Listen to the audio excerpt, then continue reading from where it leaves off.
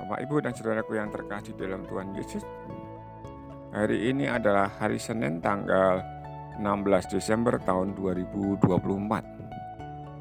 Hari ini juga merupakan pekan Advent yang ketiga, yang merupakan hari biasa.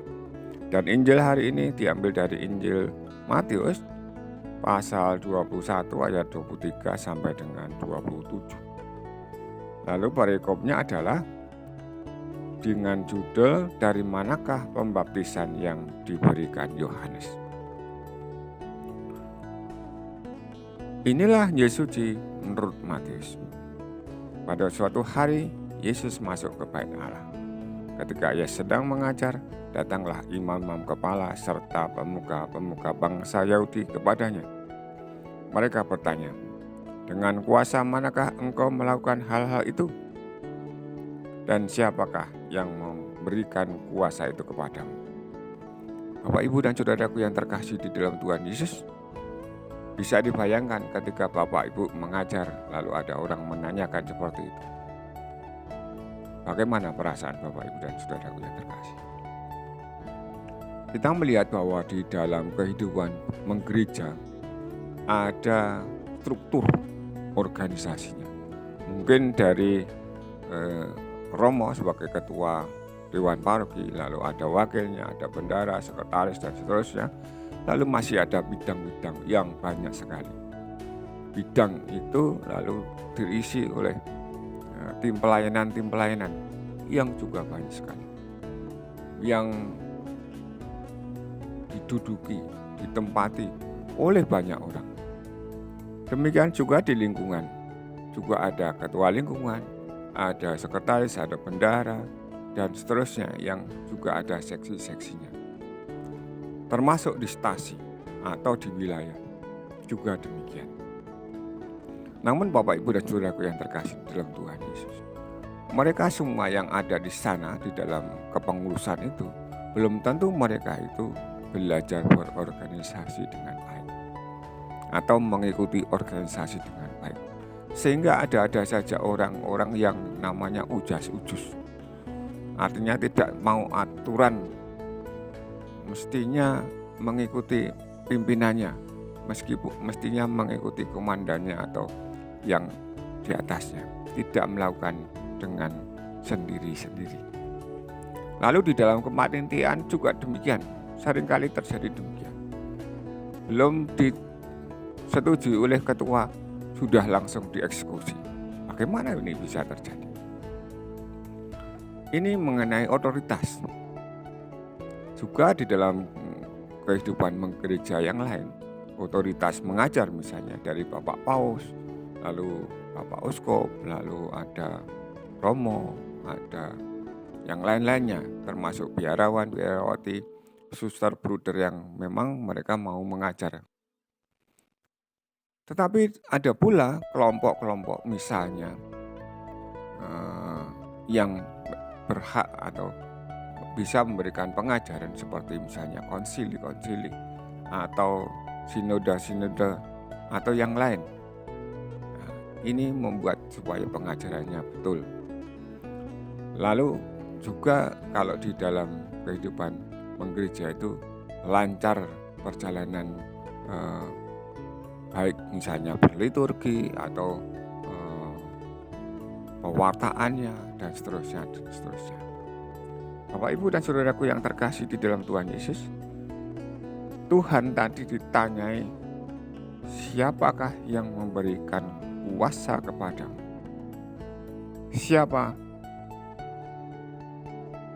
Dengan kuasa manakah engkau melakukan hal-hal itu? Ada dua hal, yaitu dengan kuasa manakah engkau melakukan hal itu, dan siapakah yang memberikan kuasa kepadamu? Ini mungkin mengarahnya itu lalu ada ini dari kuasa roh jahat atau dari kuasa si A atau si B dan seterusnya misalnya. Tetapi Tuhan Yesus tidak memberi jawab terhadap pertanyaan itu. Menurut Tuhan Yesus itu pertanyaan konyol, mau dijawab atau tidak. Tetapi apa yang kemudian dilakukan oleh Tuhan Yesus? Tuhan Yesus mengatakan demikian. Jawab Yesus kepada mereka, "Aku juga akan mengajukan satu pertanyaan kepadamu. Dan jika kalian memberi jawabannya, aku pun mengatakan kepada kalian, dengan kuasa manakah aku melakukan hal-hal itu. Nah, dari manakah pembaptisan yang diberikan Yohanes? Dari sorga atau dari manusia?" Tuhan Yesus memberikan kesempatan untuk menjawab A atau B, dari sorga atau dari manusia. Lalu apa yang biasanya terjadi? Baik di dalam masyarakat juga seperti ini. Ada istilahnya ngeles. Ya Bapak Ibu dan Saudaraku, masih ingat kata ngeles itu? Biasa di dalam masyarakat itu ngeles ya.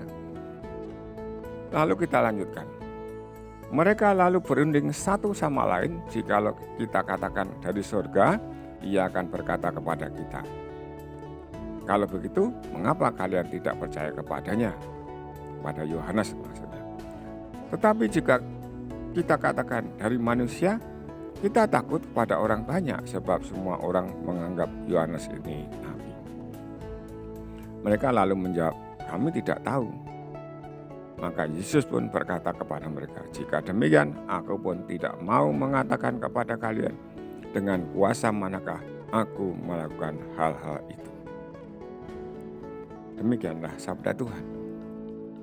Dalam pembicaraan dengan Romo Paroki, seringkali ada rasa takut, seringkali ada rasa sungkan, seringkali ada rasa hormat yang dalam. Lalu ketika ditanyai oleh Romo Paroki, belum tentu kita langsung menjawab secara tegas ini atau itu.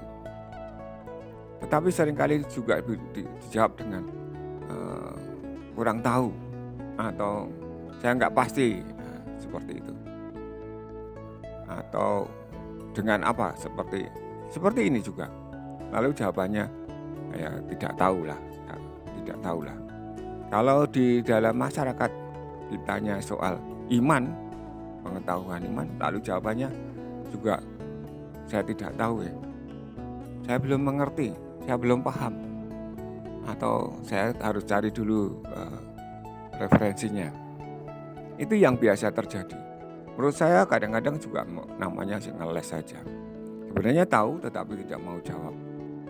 Bapak Ibu dan Saudaraku yang terkasih di dalam Tuhan Yesus, ketika kita memberikan jawaban atas pertanyaan orang lain, meskipun itu romo, meskipun itu orang yang kita hormati, lalu kita akan mendapatkan jawaban yang benar kalau kita mampu menjawab.